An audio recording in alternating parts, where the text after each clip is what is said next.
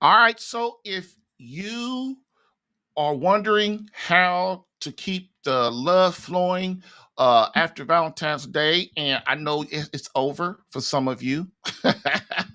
And so, if a good idea is to understand how to keep that love flowing from your wife's heart and you being known as a romantic person. So, what are we going to do? That's what we're going to talk about today. The first episode of 210 and 211, we talked about.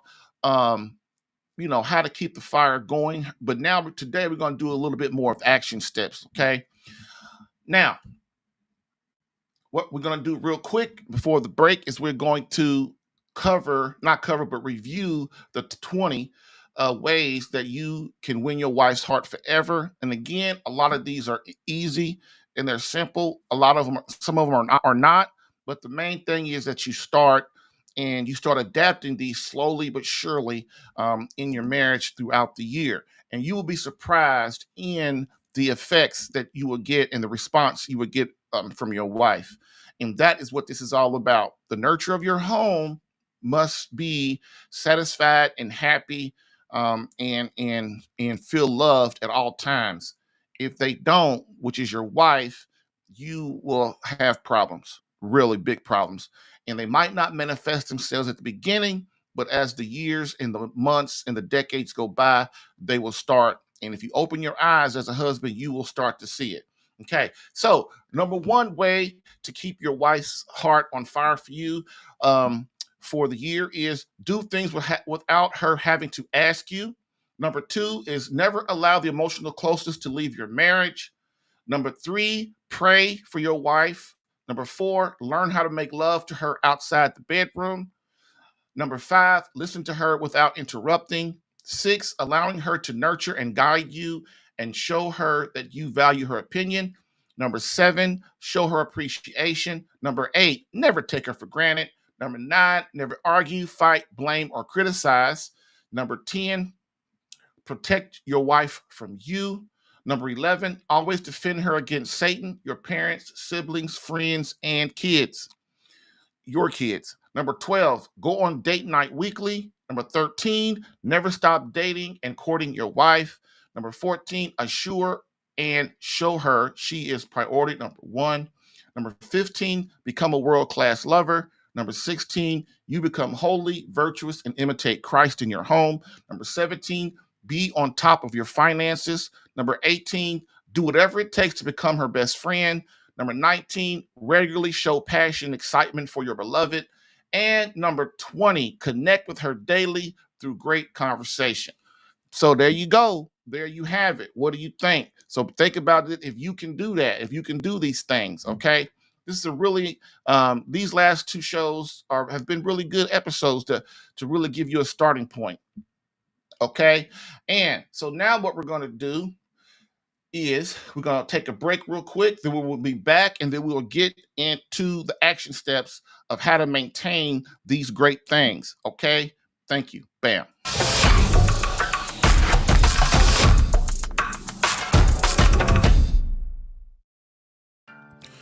If you're getting value from this podcast and would like more personal marriage help, visit SaveMyCatholicMarriage.com for an opportunity to work with me personally for free. Yes, within 30 days, learn how to become a better husband that attracts your wife back to you. Visit SaveMyCatholicMarriage.com and get a plan tailored specific to your marriage and situation. I've helped hundreds of men in their marriages. Allow me the chance to help you using my personal and gained experience. Visit SaveMyCatholicMarriage.com for superior coaching for your marriage. Again, SaveMyCatholicMarriage.com. That's SaveMyCatholicMarriage.com to become the man God created you to be and the husband your wife needs. Lastly, I always get the question, why don't you help women? And I always answer them, I do. So, for all of you beloved wives out there that want to reignite that feeling of emotional closeness and complete love from your hubby, consider marriage coaching and visit SaveMyCatholicMarriage.com for an improved marriage within 30 days.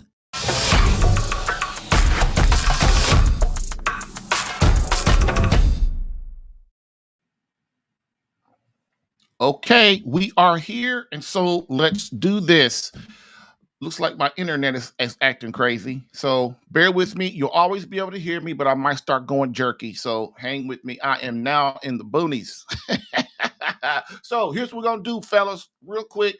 We're gonna go over some action steps to help you to do those 20 things over the year. And again, some of those things, as I said, were hard. Some of them are easy. Some of them, but all of them take effort, and that's what marriage is about, sacrifice.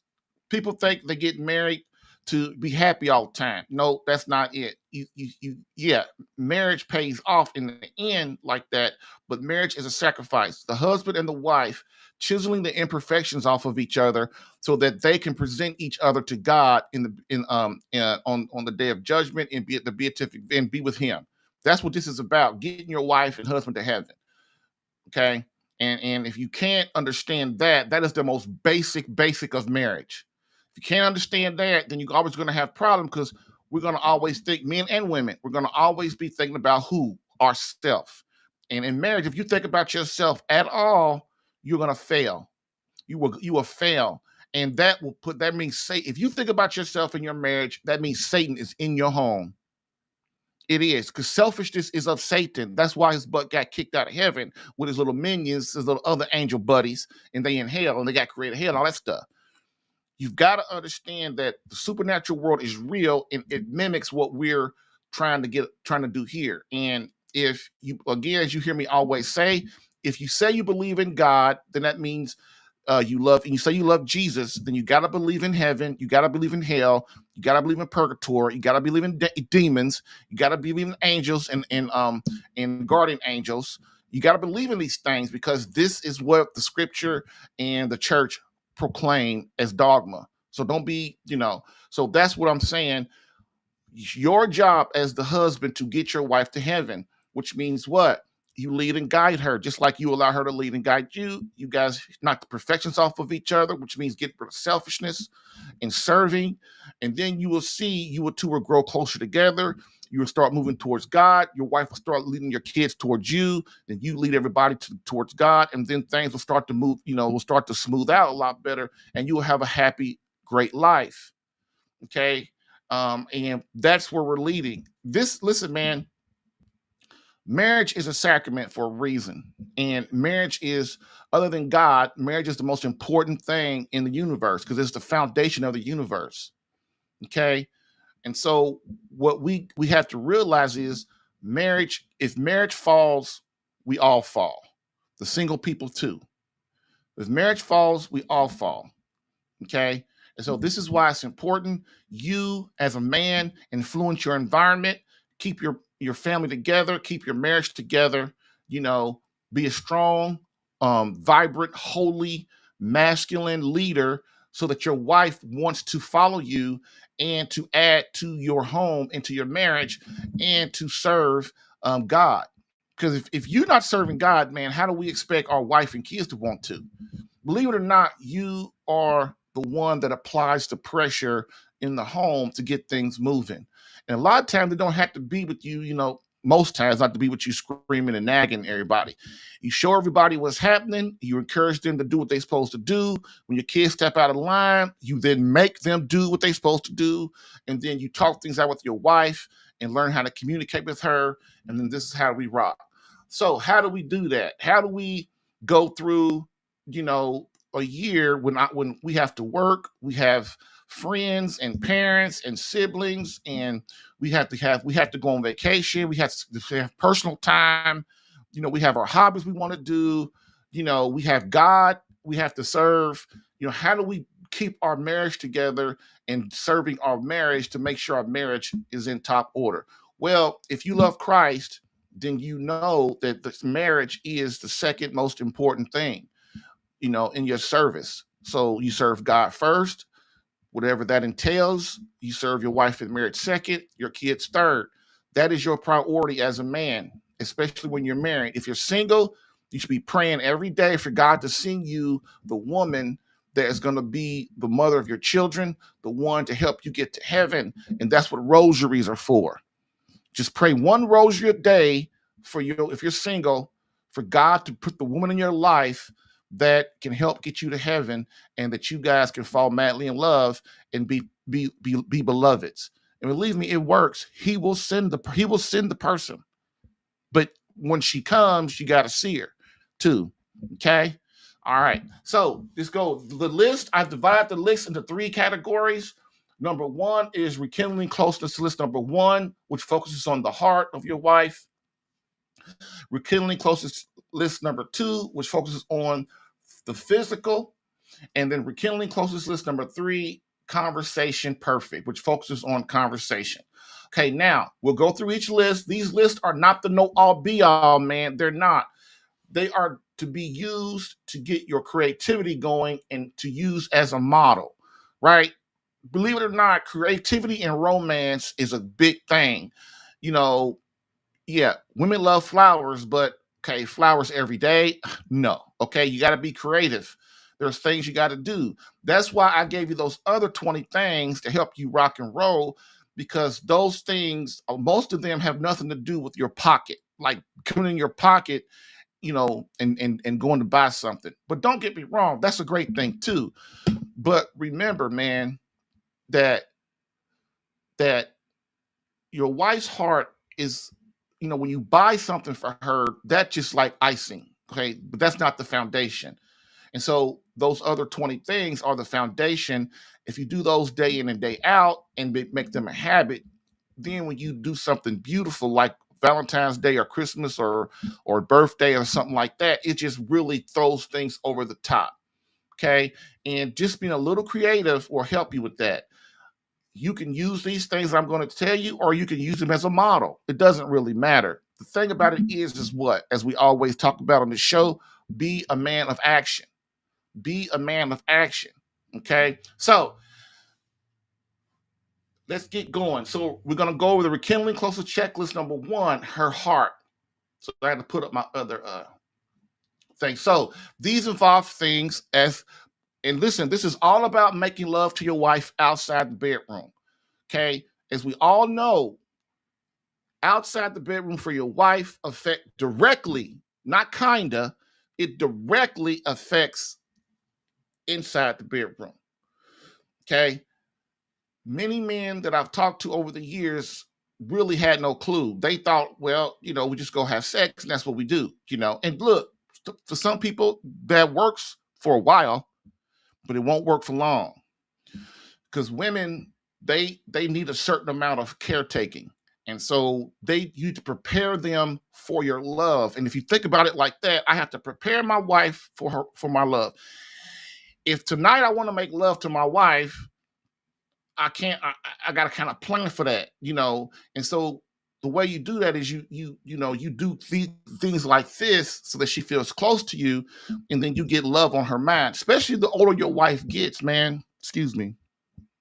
Especially the older your wife gets, man.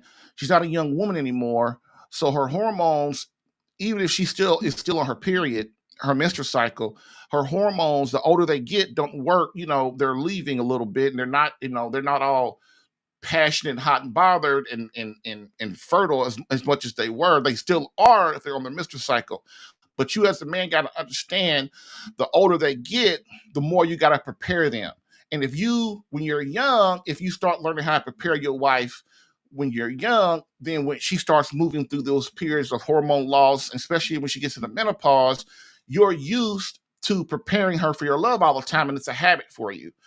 That's another very important thing to learn from today, is remember that women don't think about sex the way we do, although they need it like way, way more than we do. And I'm not going to go into that today, but they need it way, way more than we do. And it's time for us as men to understand that.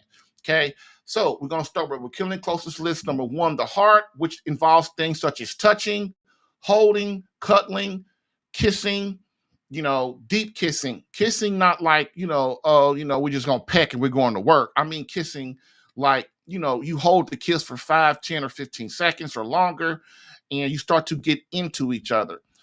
Caressing as you're sitting there watching TV, let's say, for example, you're caressing, you're holding and rubbing each other's hand and arm and stuff, and you're looking at each other in the eyes and things like that.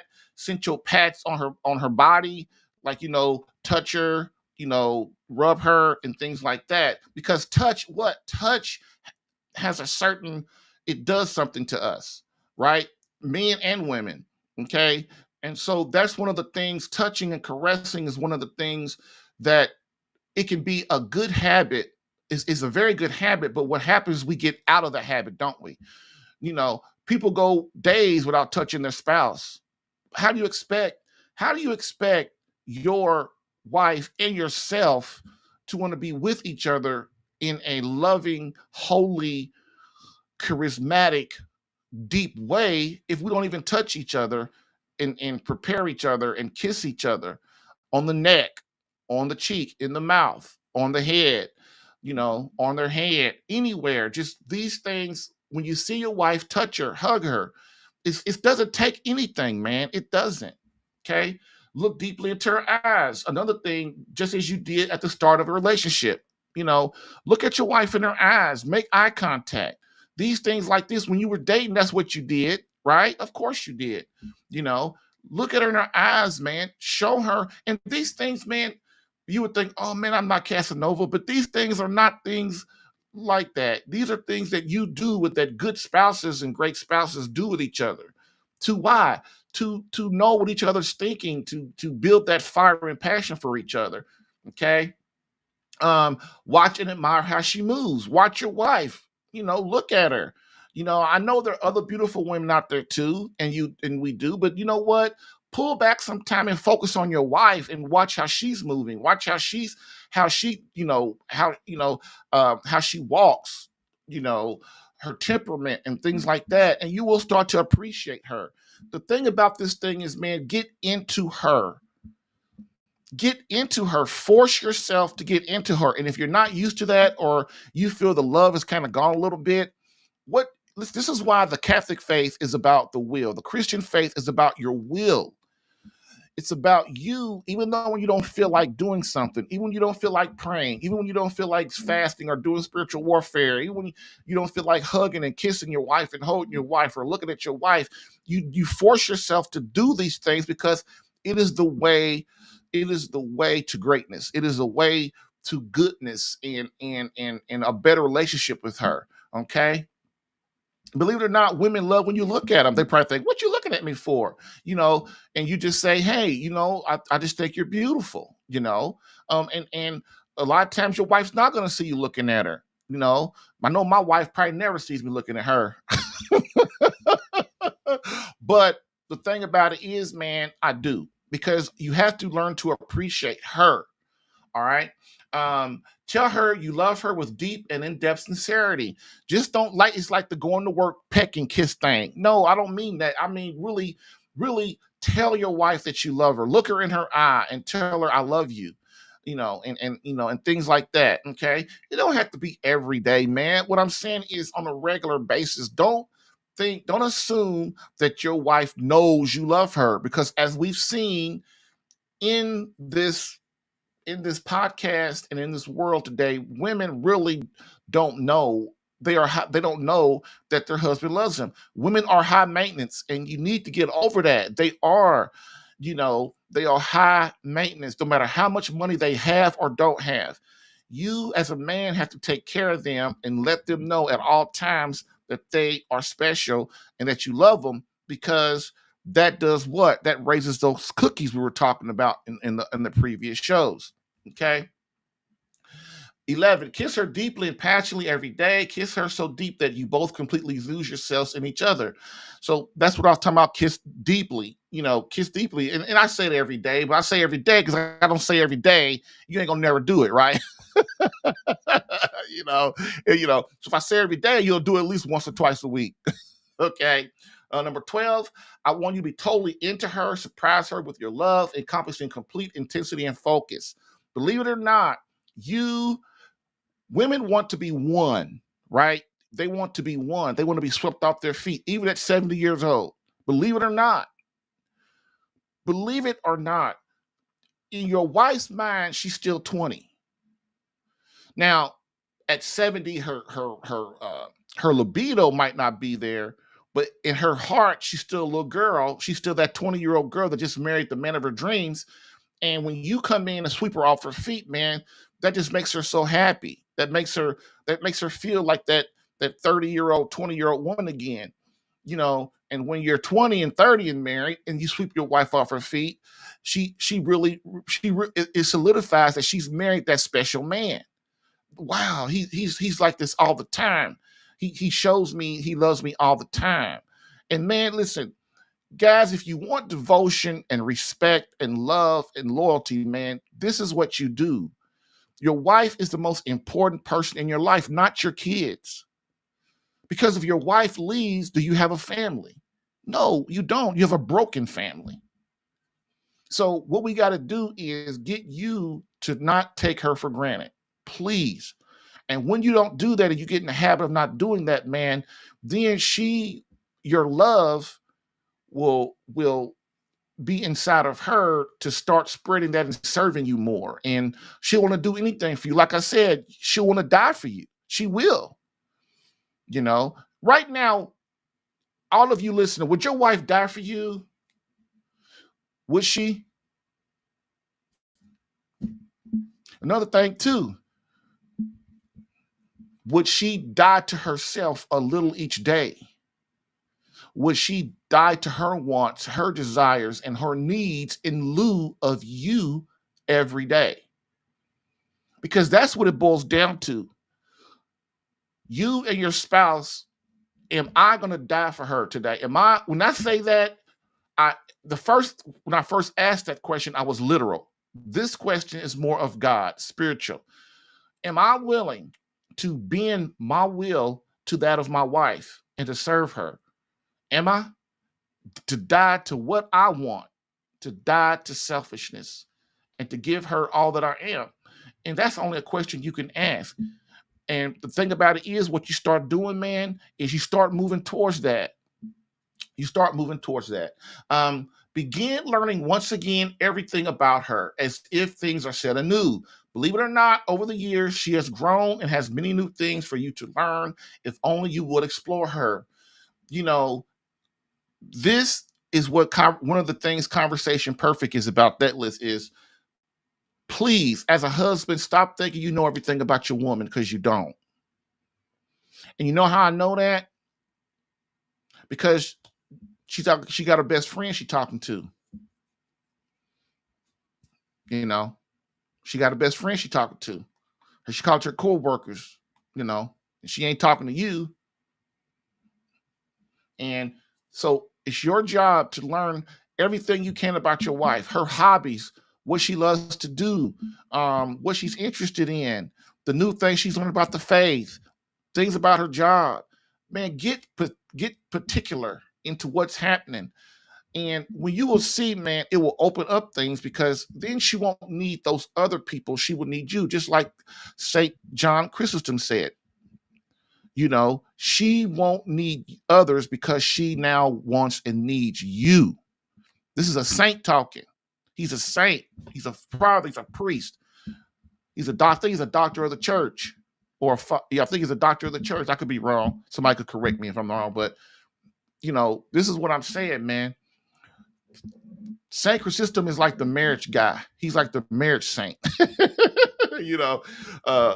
Saint John the Baptist died for marriage, got his head cut off for going against the king and stuff, which is awesome. He's a great martyr. But Father Chrysostom, Saint Chrysostom, he's the next in line. Okay. So believe it or not, there are a lot of things about your wife you don't know. Explore, ask her, learn her mysteries. Believe it or not, she has plenty of them. Okay. 14, be playful. Be playful. I can't tell you how that ignites passion and excitement. Be playful, with your wife. Tickle her. I don't care if she's 80 years old. Tickle her little butt. My wife hates it. I do it anyway. But that gets excitement going. That gets passion going. It brings you closer together. You're loose with each other. Okay. Number 15, strike up. Let me see. No, next one. Let me see. Next, become her best friend. I've talked about that enough. I can't express that more aggressively than I already have. you should do as a husband everything you can to become your wife's best friend. It will pay off. It will sincerely pay off. Oh, thanks, man. St. John Chrysostom is the doctor of the church. All right, see, man, I'm getting old, man. You know, I'm my memory. Thank you. All right. So, list number two, recurring closest list number two, the physical. So, these are things that you physically do to win your wife's heart throughout the year. Okay. And these aren't really hard. Now, these are the money things, kind of, right? These are the kind of the money things. But again, man, this is, again, fellas, just use this stuff as a creative thing for you. You don't have to use these, but you could use them in combination with your creativity. Believe it or not, man, it's fun. It's fun when you especially when you got the money and you can do special things for your wife and be more creative. Of course, the more money you have, the more creative you can be. But also, things like writing your wife a poem or having a song made for her, or I don't know how many poems I got around here about my wife because she inspires me. You know, um, and that's if you have a woman like that that inspires you, and if you get into your wife, she will inspire you. She will inspire you to greatness, man. She will if you let her. If you let her, and that's the thing, man. We Our wife is not our enemy. Our wife is not our partner. Our wife is our beloved. She's one flesh. She's with God, us three together. Boom. Okay. So, number one, whisk her away on 3-day weekend. Okay. Do not underestimate 3-day weekends, man. And I don't mean just like it's like Saturday, Sunday, Monday, and then Monday's like Memorial Day or something. No, I don't mean a 3-day weekend like that. I mean any weekend. What I suggest is try to do 4 3-day weekends a year. So one a quarter. Just go and do one a quarter. You guys go to a skiing lodge or for 3 days, or you go for you go to a bed and breakfast. That's one of me and my wife's favorite. I love going to nice bed and breakfasts, man. They are fun. Just things like that. Go up to the mountains, go horseback riding or something like that for a 3-day weekend or something. you know Bring out the romance in your wife, man. It's your job to bring out the romance in her. You're chasing her. She's not chasing you. Okay. Another thing is this that I like, that me and my wife like to do, that I haven't done in a while, that we like to do. It's like, we live in Indianapolis, so go downtown. You could do a 3-day weekend or a 1-night weekend during the week. Go downtown and stay in the Hyatt Regency or the Hilton, or one of them fancy hotels or something. And maybe get room service and stuff like that. Watch a movie together, and and make love, and have a great time. Go out to dinner downtown. Just like it's like you're visiting your own town. It's great. It's really fun, man. It really is. Um, Another thing is occasionally attend religious retreats together, marriage retreats, silent retreats, whatever. Do your faith together. Like, do your faith together. Like yesterday, me and my wife, it was Ash Wednesday, we went to mass together. Okay. Go on a retreat together. Believe it or not, man, it's powerful. You say you want to grow close to your wife. You say you want you guys to be one flesh.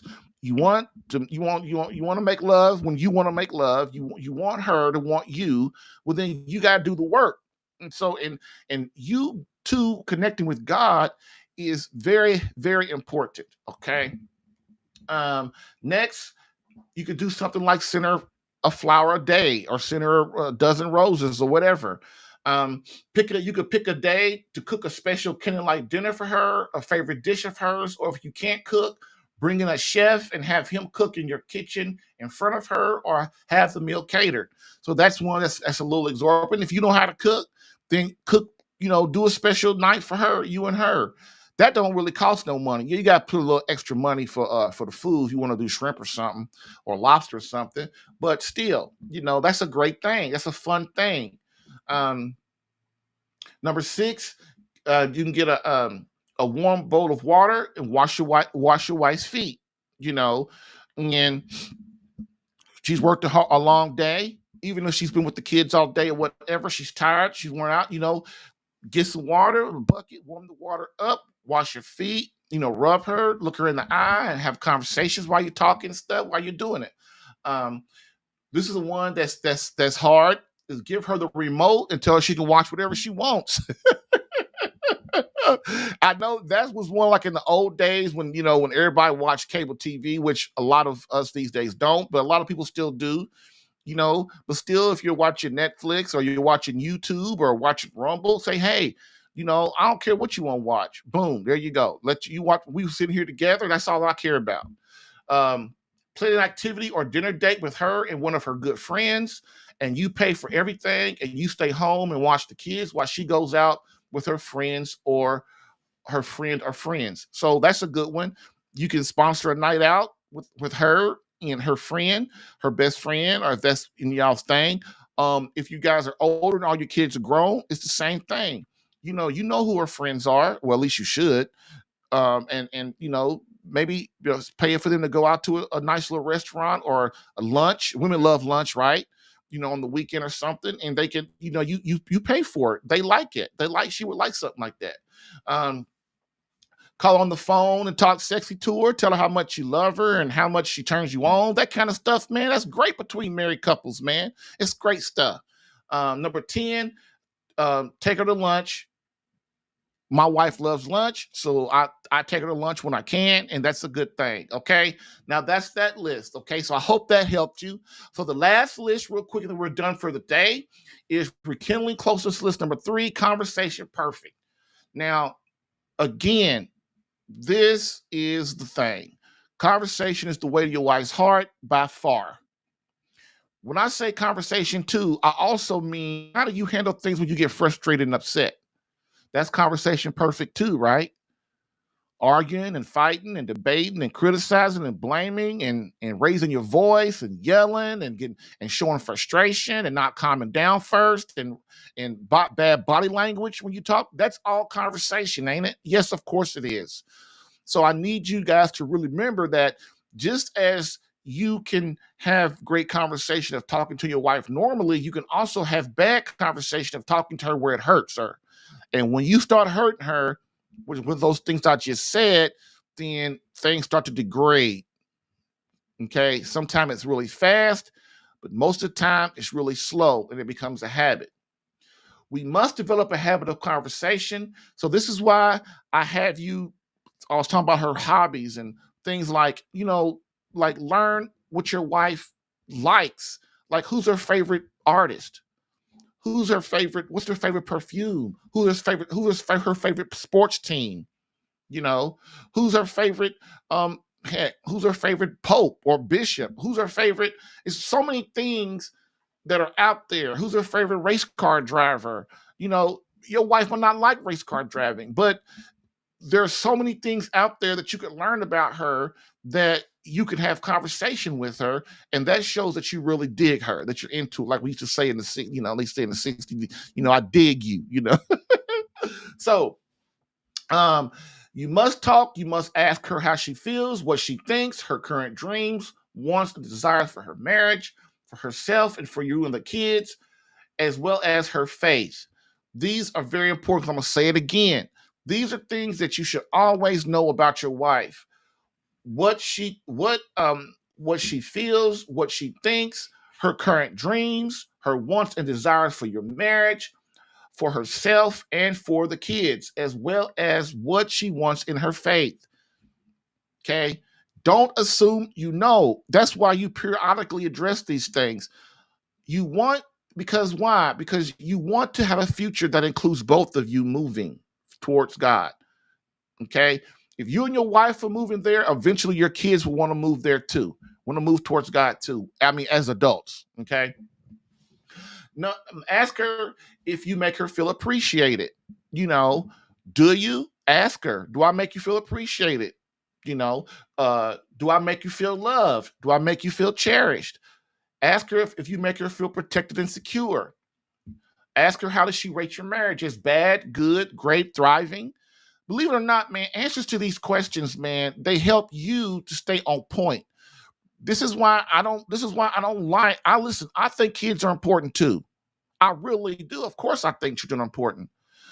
But they're not the center of your relationship. They're not the center of your marriage. You, your wife, and God are.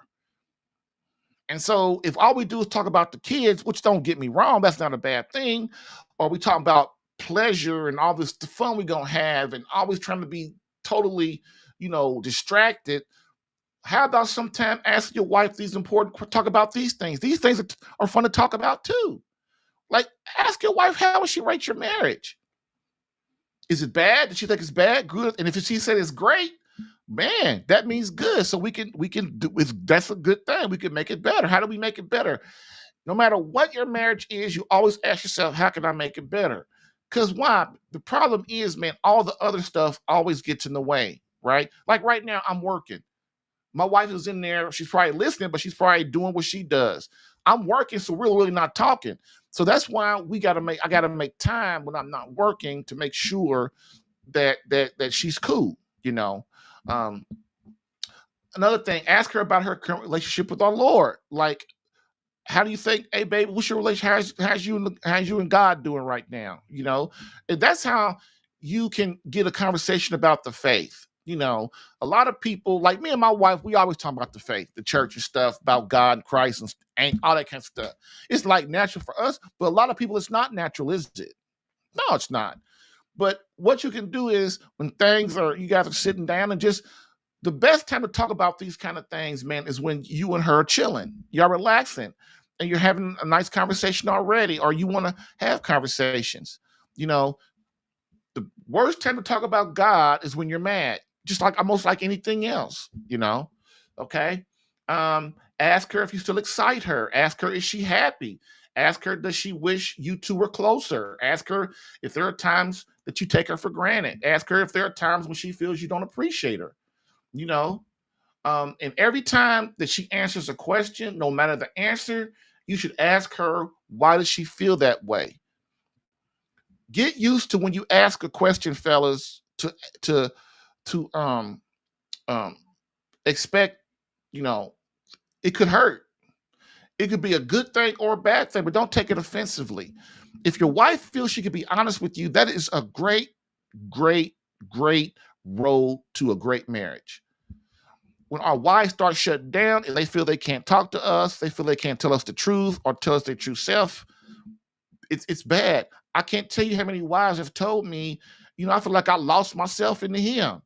And I don't mean serving and things like that. She meant that she couldn't be herself, that she couldn't tell him things because he gonna get mad or he's gonna ignore her, or he ain't gonna listen.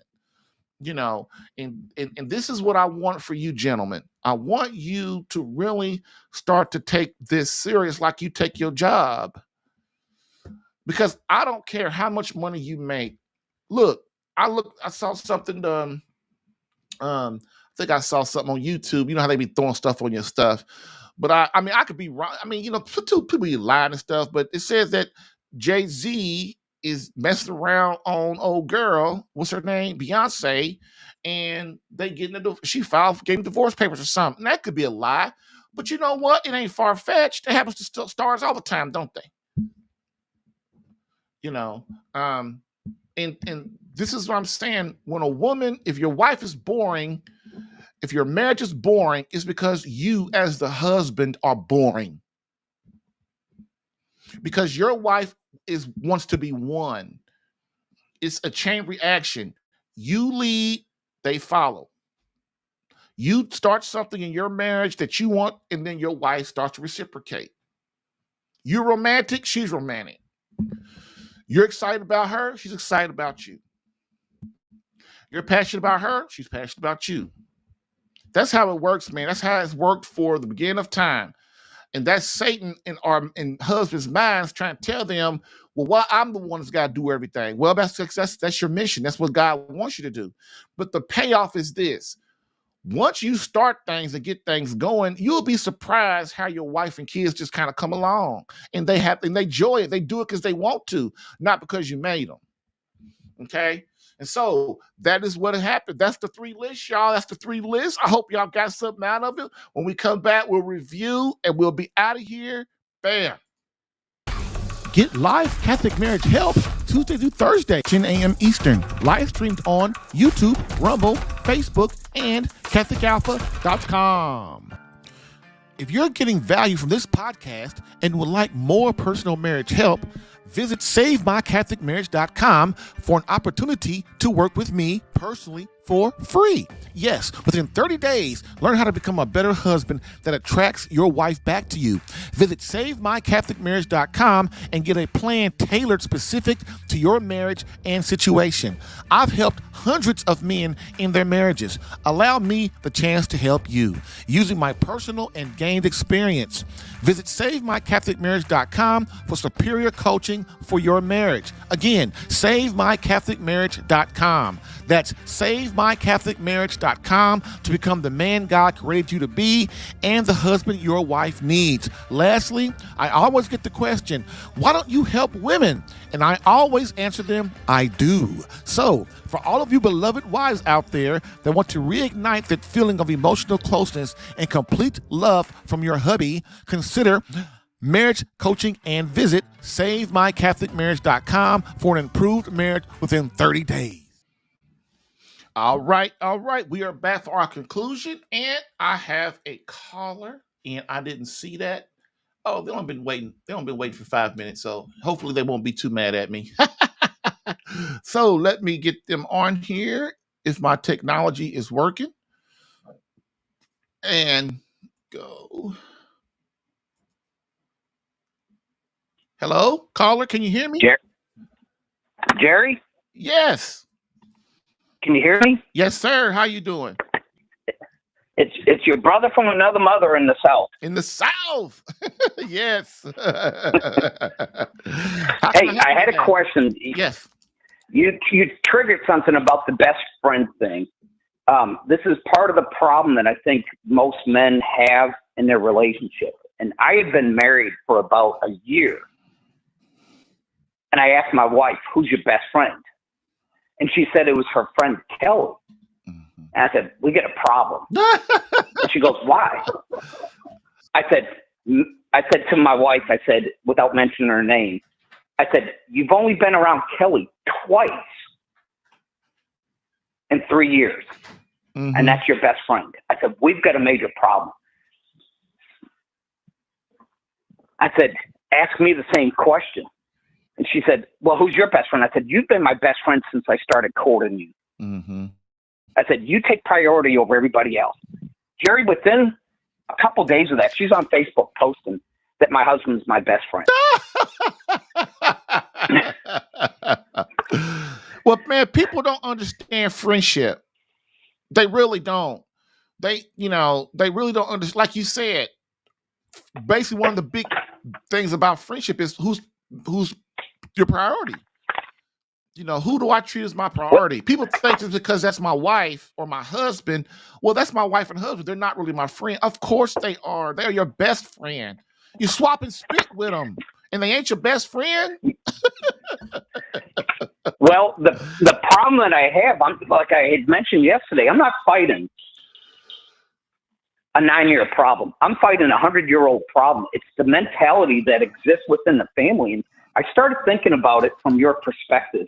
So maybe you can help me on this. Have you ever viewed you in your own personal life? Sometimes you feel like you're that lighthouse and there's nobody else around you and you just have these waves crashing and nobody's there to save you. Yeah. Have you ever felt like that? Yeah. Well, I had an encounter last night and I had just left Ash Wednesday. I still had the ashes on my forehead. And here's my walk in Christ. And I literally had a restaurant that I frequent quite a bit. I had a third manager come up to me and ask me to move because I was so offensive to the girl for having the mark on my face. It's because she's doing stuff instinctively behind the bar she shouldn't be doing. And I have a feeling she's selling drugs. My gut tells me that. But my point is, it's the same restaurant my wife had a problem in the past with the neighbor of ours who's doing all those things like promoting promiscuity and getting drunk all the time. And I asked her one time about it, and I said, as you know, when you talk about intimacy, I said, how good of a time did you have? She said, I had a better time with them than I did with the last time you and I went out. I said, you know what? And it triggered it because, sometimes she's going to say things that hurt. Yeah. I said, you know what? That hurts, but I'd rather have the truth because now I have something to work with. Yes. That's what's wrong with people today. That's what's wrong with people today. They don't want you to tell them the truth.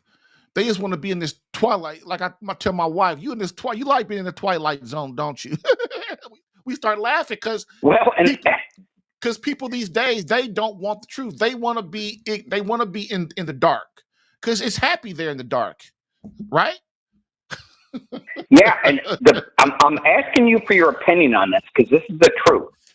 After I went to, I'm going to adoration and confession tonight because I think I may have shared this with you. The church has now got 3 days that you can do confession during the week. It's tripled. It's tripled within since 2018. Used to be just Saturday afternoons. Now it's Monday night after adoration. Now they have a Thursday night adoration. And I think it's because they have such a contingent of Spanish. The priest is bilingual. He actually lived in Rome from age 16 to 34, so 18 years of his life. Mm-hmm. He took a vow of poverty, so he's a fantastic priest. And the reason why I'm asking you this, when I pulled him aside and I was teaching him about golf, and this is maybe something that your viewers don't completely comprehend. The hardest thing to do as a guy, even at 57, since we're both 57, is put aside your ego and not make it about you and cry, oh, woe with me, why do I have all these problems? So the problem I got presented with yesterday, after I got off the phone with you, I went back on that software, and I can't swear to this, but I think my wife went in, hacked into my portion of the software and changed my score to negative 156. Do you remember I told you she has the tendency to go in there to subtly communicate with me? Yeah. It was at negative 156. Mm-hmm. So when I was talking to a friend, I won't mention his name, Larry, we were laughing because that means she's really mad. You can't be mad at someone unless you still care. And that's part of the thing that a lot of people, I think, don't recognize. I don't want the negative attention. I don't want the negative attention on that. I don't want to be in a divorce proceeding. But if God has a purpose for you, you have to follow it out. And part of the problem, I think, with most men, and maybe you can enlighten me on this, they're not willing to stand up, put their bootstraps on, so to speak, and weather the storm. So I was given relationship advice to somebody that's going through the same things, that happens to know that mutual person. I keep on dropping his name. I said, you really need to study up on Shadrach, Meshach, and Abednego. I said, if you read that, that should help calm you. Because I told him, I said, Rico, you're now in your storm. I said, and you've got to be prepared for it. And I said, you're going to be under the fire for the next X amount of years because you got a kid with us. I said, now you're going to have to pay your penance by focusing on Christ. Yeah. And we were laughing about it through the third person, which I mentioned his name. And he's saying, I started saying prayers to saints. Now I'm labeled as a child abuser. He got falsely accused of child abuse. So he's having to deal with that. But the reason why I'm asking you this, Jerry, when you walk with Christ, have you ever had people that you just have that beacon, like I was talking about earlier? Have you ever had that beacon shining so great on you, people just start attacking you? Yeah. Well, people, like me, get attacked all the time. People attack me on here and email all kind of time, but I just look at the thing like I'm one of the time people, I don't read negative stuff about myself. Like people can't help, like somebody on Facebook or in Messenger or say some derogatory about a person and people read that and respond to it. To me, that's a waste of time. That's high school stuff.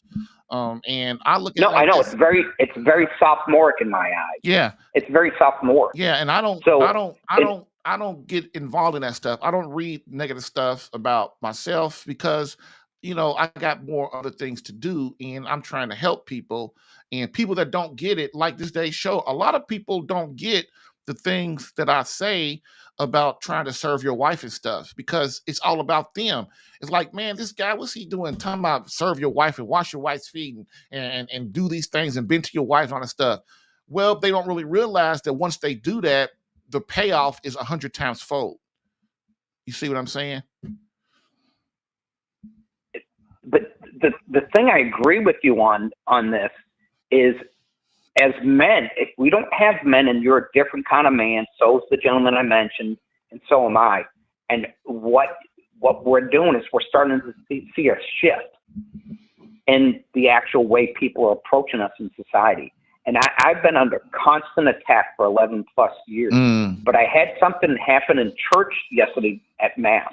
Two boys were fighting because their dad takes the youngest child in the stroller back to the church all the time because the baby. So it's crying. So out of respect for everybody else, to calm the child down, he takes them in the back, gets them out of the stroller, and just walks with them or whatever. So it's like they used to have the cry rule. Well, it leaves an 8-year-old and a 13-year-old fighting with each other. I literally had to separate them, pull the 8-year-old, had him kneel with me, and then stand up and say the Our Father with me and raise his hands and hold my hands. I had both boys. They're not and they're Spanish speaking too. They speak English as well, but it's a Spanish speaking man. And the effect that I've had on him on the last 2 times in church, he actually took it upon himself as an 8-year-old to pull down the actual kneeler and kneel on the pew. He did it all on his own as an 8-year-old. Mm-hmm. He saw me doing it consistently. And because I cared enough to do that, he went over and got his dad, and his dad came over and shook my hand that somebody else has got his back. And that's part of the problem, I think, Jerry. And I'm asking you is, do you ever feel like you're so isolated because you always see it in God's way and people are just ignorant because they're clucking like chickens and not soaring like the eagles like God intends it?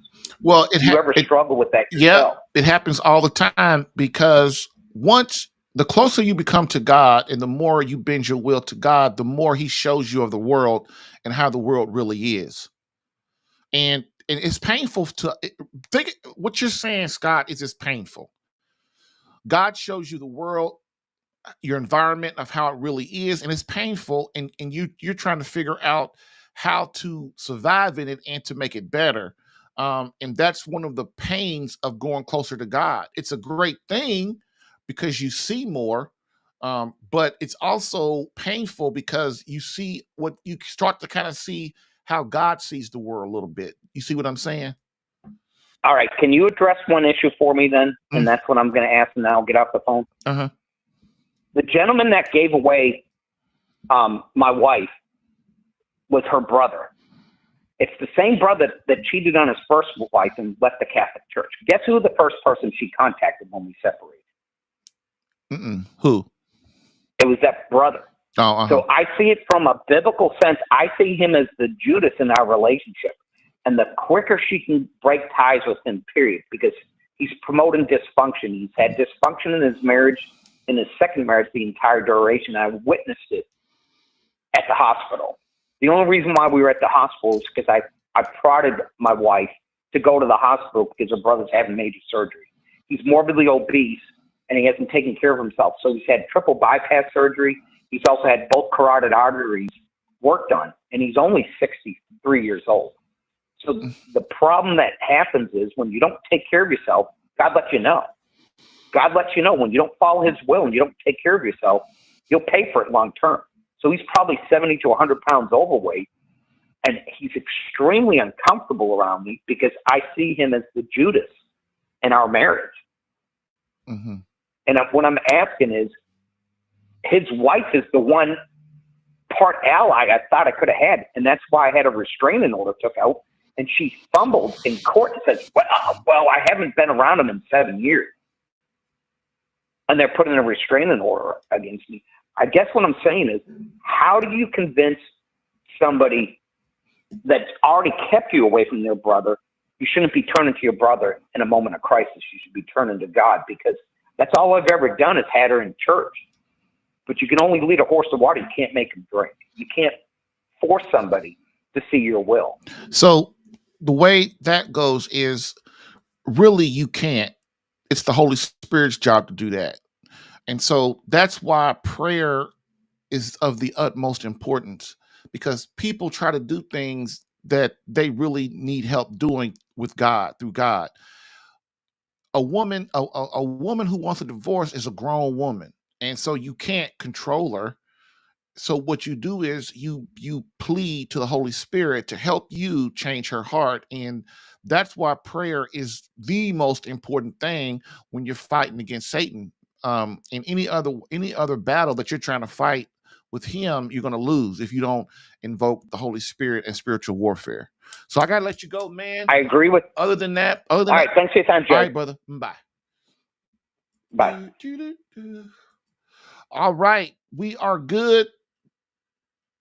Love callers, love callers. I know we talked a long time, but hey, did nobody else call? So we done. So we done for the day. Other than that, you guys have a good weekend, and we covered some things these last 3 days that I hope that you take to heart and you use to bring your marriage and your relationship with God together. And discussions like this are important, man. It is. It takes hard work, and I'm sorry it does, but we are made for hard work. That's how men are built. We are built to take on the world, and when in right now, our marriage is where we have to keep that going and to influence our environment, and that's how you do that. So, with that being said, we are done for the day. Let me move this over. And we will end, as we always do, with a quote from Pope Benedict XVI, which says, "Society offers you comfort, but you weren't made for comfort. You were made for greatness. Now go forth, Christian soldier. The spiritual fight is up on you. Fast, pray, and prepare for battle." Thank you for listening in today. If what you heard helped you in any way and you would like more personal attention, visit SaveMyCatholicMarriage.com for superior marriage coaching. And remember to join the Catholic Alpha Radical Live podcast as a caller or listener every Tuesday through Thursday, 10 a.m. Eastern. To join as a caller, dial area code 313-RADICAL. To join as a listener or view the live stream, visit the Catholic Alpha Radical Live Facebook page or visit CatholicAlpha.com for Catholic marriage help that actually works. Bam!